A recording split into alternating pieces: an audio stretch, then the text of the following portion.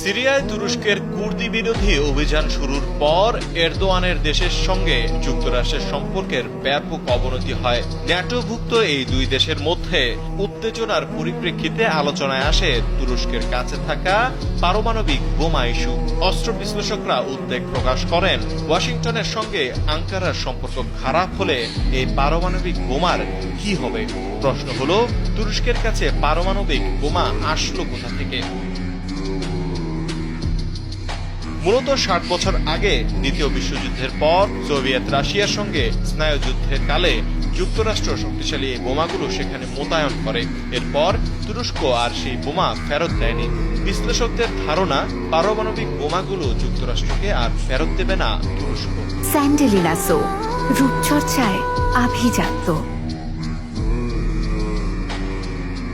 যুক্তরাষ্ট্রের সঙ্গে তুরস্কের সম্পর্ক খারাপ হওয়ার পর সবচেয়ে বেশি আলোচনায় আসে সিরীয় সীমান্তের ১৫০ মাইল দূরের শহর আডানার ইনসারলিক বিমান ঘাঁটিতে মোতায়েন থাকা যুক্তরাষ্ট্রের পারমাণবিক বোমার বিষয়টি। এখানে রয়েছে ৫০টি B-61 পারমাণবিক বোমা। ইনসারলিক বিমান ঘাঁটিতে থাকা পারমাণবিক বোমাগুলো নিরাপদে রাখার সক্ষমতা নেই স্বয়ং মার্কিন বাহিনী।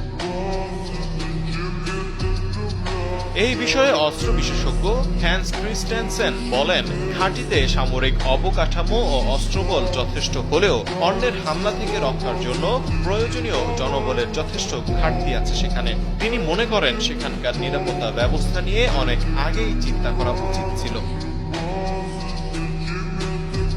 তবে যুক্তরাষ্ট্রের ওই পারমাণবিক বোমাগুলো বহনের মতো বিমান নেই তুরস্কের। কেবলমাত্র মার্কিন বিমান বাহিনী সেগুলো ব্যবহার কিংবা সরাতে সক্ষম।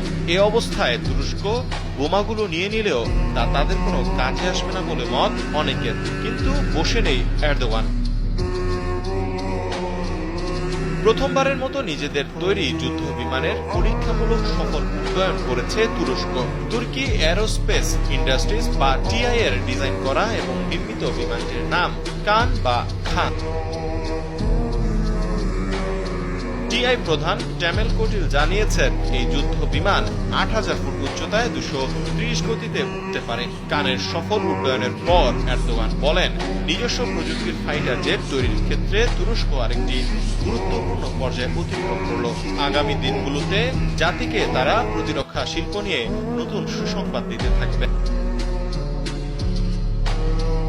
আবার অনেক বিশ্লেষক বলছেন, তুর্কি প্রেসিডেন্ট রিসেপ তাইপ এরদোগান পারমাণবিক অস্ত্র তৈরি শুরুর চেষ্টা করছেন। যতদিন পর্যন্ত নিজেদের অস্ত্র তৈরি শেষ না হবে ততদিন পর্যন্ত মার্কিন বাহিনীর কাছে বোমাগুলো তুরস্ক হস্তান্তর করবে না।